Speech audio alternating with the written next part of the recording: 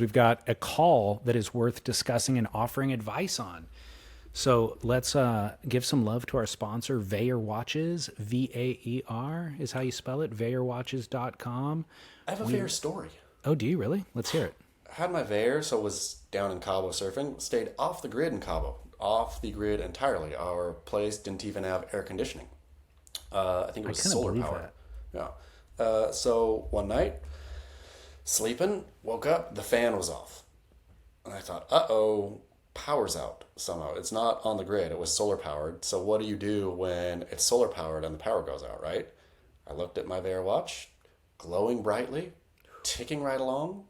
Could tell the time. So basically could time how long the bad food or the food was going to go bad in the fridge. Had an idea about that. But as I was thinking though, everything shut down. And when everything was shut down, couldn't charge a computer, couldn't charge a phone. So all this stuff ostensibly is going away. Vaer watch doesn't need any of that. Vaer watch ticking right along. Its solar doesn't break. So I was thinking it was the only thing, literally the only thing that was working in that whole house was my Vaer watch. Love it.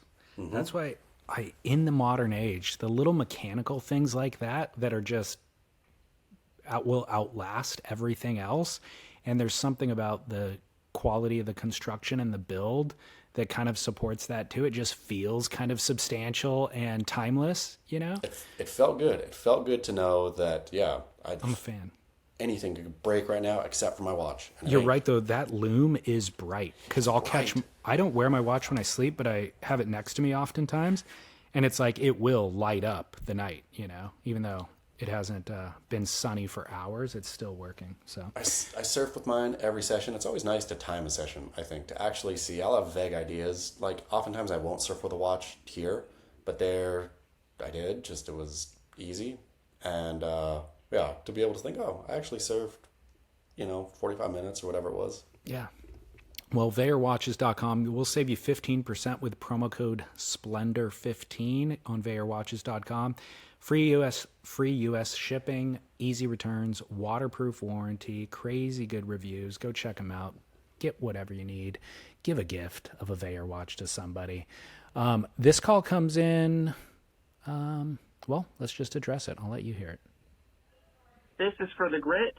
Dan, the weatherman here, and I think there's a big topic that just about everyone's missed for the past couple months, and that is the corporatization of surf forecasting. So Magic Seaweed was this app made out of happiness and magic, and recently they were bought by Surfline, which is clearly powered by the Tears of Orphan. So I was curious if you guys use any other apps, or are we just kind of stuck with Surfline forever? Let me know and keep work. Keep work. I like keep work. It's getting better and better. The other one from the email just said work fellas. Yeah, exactly. Here's the thing, right?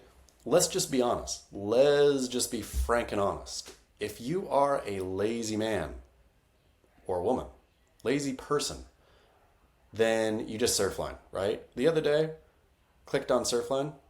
I think it was first day back from Mex. Had heard there was no swell in the water. I clicked on Surfline. I saw the 3 to 4, right? I don't think I bothered looking at the cam. I just saw it and I hurried up, grabbed my board, went down. It was 0 to 1, right? Their calls can be so rotten. So if that's what you're relying on, all for it. Great. Lazy. You're a lazy person. Just know you are lazy. If you actually want to forecast, then you use your windy. You use your tide chart. You need to curate like 3 or 4 different sites. And you can actually figure out, your break, how that works with swell direction, blah, blah, blah, blah. I'm never going to be that surfer. I'm always going to be the lazy surfer. I will either Surfline or not Surfline, but I'm never going to figure out my windy, my whatever tide app, my swell app, and my whatever other app, and then how that is going to feed into the bathymetry and direction of my favorite wave. The ultimate lazy move is to just not check anything at all. Just go surf. I mean, essentially, right? Yeah. The conversation about corporatization is an interesting conversation in general, right? Whether it's a surfboard brand or a surf clothing brand or the magazines and what's happened there. But the corporatization of surf forecasting doesn't really bother me. Like, I don't really see the downside here. Well, see, the downside is, I'll tell you. Do you want me to explain the downside conspiratorially, David? Sure. Yeah. They're collecting data. Is that the No, downside? is that I live close by the beach. You live relatively close by the beach, right? Yes. Yeah. What if, say, Surfline did some deal with, let's say, San Clemente. And San Clemente was really thinking, trestles we like and stuff, but we want to get people really to be surfing D Street a lot more, or something, right? Yeah. And so Surfline says, great, we'll send people there, right? So this is based on a corporate interest, not on, they've juiced the forecast there a little bit, et cetera, what you want to do. Like, again, I think the person who uses Surfline is lazy, so they get what they deserve. You get a lazy, because I don't think Surfline is bad regionally, right? Like, I can know that maybe there's swell hitting 3 to 4 foot-ish somewhere in North County, San Diego. Is that at my break? Absolutely not, right? Or where I like to surf. So I'm lazy, whatever. I know there's some swell in the water, maybe, and if I care to go find where it's better, then if I have any kind of sense at all, I'll go find where it's better. But Yeah. For somebody traveling, though, a long distance to surf, I could see how corporatization of it would, like, if they could be tipping the scale this way or that way, not based on actual quality, but based on for commercial reasons. I think two things you mentioned resonate, but I think for different reasons for me. I think that the corporatization actually makes the product better in this case. Like, surf forecasting has gotten better with money. And so I think that the product that they are delivering, which isn't their real product, by the way, the product of forecasts and cameras are actually better now than they've ever been before, even though they're still wrong oftentimes. But I think that where the slippery slope isn't San Clemente that's going to direct you to a certain surf spot, it's you using their website, the app on their phone, then you got the app on your Apple Watch, and them collecting all of that data to then predict your movements and behaviors and utilize it maybe for their own nefarious deeds like Facebook or something, or maybe not even nefarious, maybe just to sell them to, advertisers.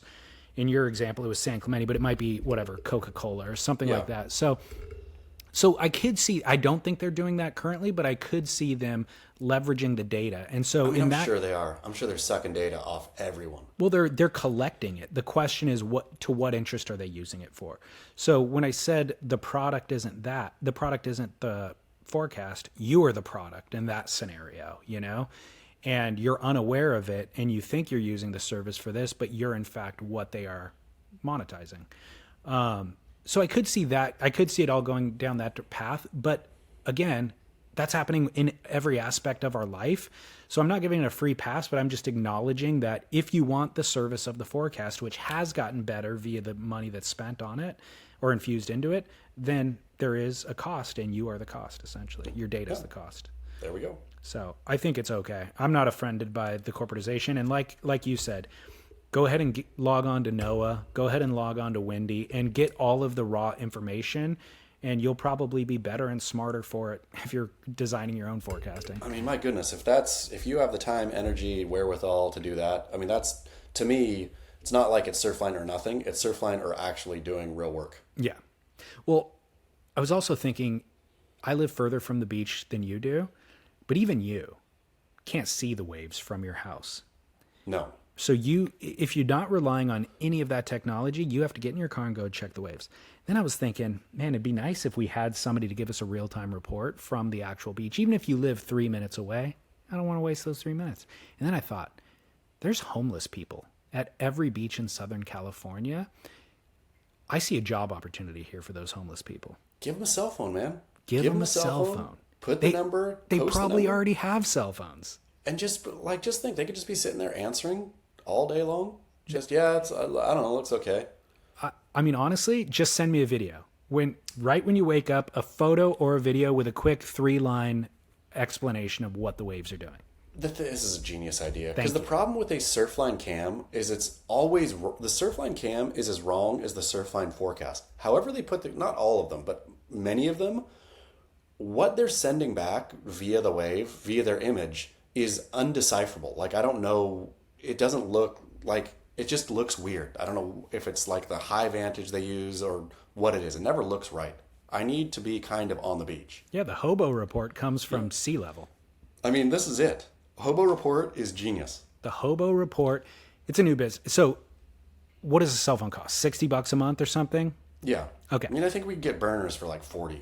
But is it going to send high quality imagery? No. Okay, so let's just say $60 a month for the hobo report from one individual hobo. Yeah. You can share that report with 12 of your friends and charge them $5 a month each for it. Yep. Cover your cost. Boom. Done and dusted. How much does the hobo get? A free cell phone. Oh, the hobo's doing this for free? No, he's got a cell phone. That's a high ticket item with a monthly service that he can now use. That's his payment. I mean, fine. If you want to pay the hobo additionally, then we can work that into the cost. Maybe we now need 18 friends instead of 12. I think we bring the hobo in. I think this solves homelessness in Southern California at least. Around the beach communities, it could. Yeah, we make the hobo partner. He's an entrepreneur, but he has to live on the beach. That's a problem. So you don't want to solve homelessness because it then undermines your entire business. That's true, but except for maybe because I don't need a beach report. I mean, is the hobo doing it 3 times a day? Is he doing morning, noon, and night? I just was thinking, give me a morning report. I could take it from there. Really? But I'm going to say I want my hobo report because sometimes I want to know, is the wind on it? And I can see the wind here, but what's the wind actually doing to the wave there, right? I need to see my noon hobo report. Yeah, we might need a network of hobos. Yeah, I mean, we definitely do.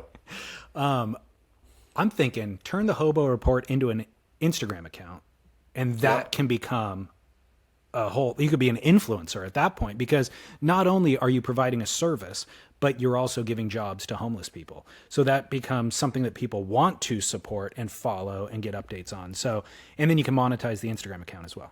I mean, hobo report is genius. Rich and famous off hobos. Yeah. Boom. Love it. Boom. In. Surf equality, don't at me. Yeah.